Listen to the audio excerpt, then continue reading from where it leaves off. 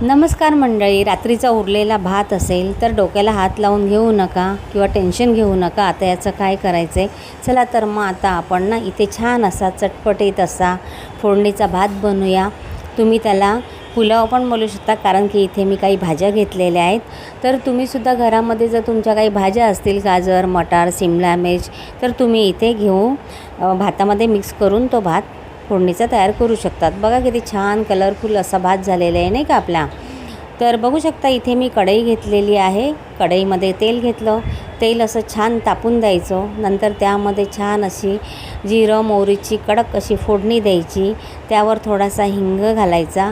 हिंगाची पण छान फोडणी द्यायची.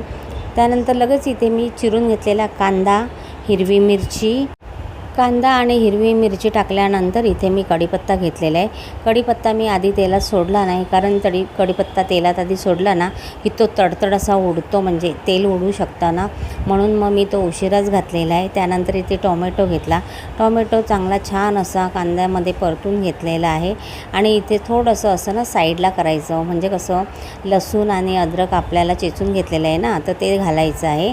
तर ते अद्रक आणि लसूण उशिरा घातलं, कारण की ते असं करपताना लागतं ना भांड्याच्या तळाला, म्हणून ते उशिरा घातलेलं आहे. तर छान इथे असं आपला कांदा आणि टोमॅटो छान मऊ पडल्यानंतर घरात गाजर, मटार आणि शिमला मिर्च होती, तर ती पण मी इथे घेतलेली आहे. आता तुमच्याकडे नसेल तर काही हरकत नाही, कारण फोडणीच्या भाताला कांदा टोमॅटोवर पण छान होऊ शकतो आणि होतो. तर इथे होत्या भाज्या म्हणून मी घेतलं. तर आता इथे आपण काही सुके मसाले घेतलेले आहेत आपले नेहमीचे, लाल तिखट, हळद, धणे पावडर, जिरे पावडर वगैरे, आणि थोडंसं मीठ घेतलेलं आहे. तर ते मीठ टाकल्यानंतर कसं भाज्यांना थोडं पाणी सुटतं ना, कारण थोड्याशा भाज्या आपल्याला 2 ते 3 मिनिट अशा वाफेवर शिजून घ्यायचे आहेत, म्हणून इथे 2 ते 3 मिनिट असं झाकण ठेवलेलं आहे. त्यानंतर इथे बघू शकता तुम्ही पाणी सुटलेलं आहे नाही का झाकणाला.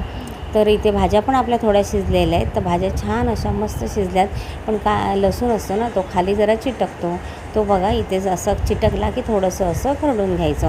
मग उरलेला भात असा मोकळा करून घ्यायचा आणि नंतरच तो वापरत इथे मोकळा करून घेतला होता. नंतर इथे मग कांद्याची पात होती, तर मग कांद्याची पात पण मी इथे घेतलेली आहे आणि थोडासा आपला कोथिंबीर घेतलेला आहे. आता छान असं सर्व मिक्स करून घेतलेलं आहे.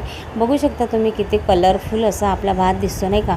मग मुलं कसं असं कलरफुल भात बघितला ना की मुलं कसं खातात ना, आणि बघून मुलांना खावंसं पण वाटतं.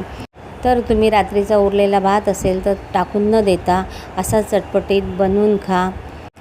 या रेसिपीला तुम्ही तवा पुलाव पण म्हणू शकता.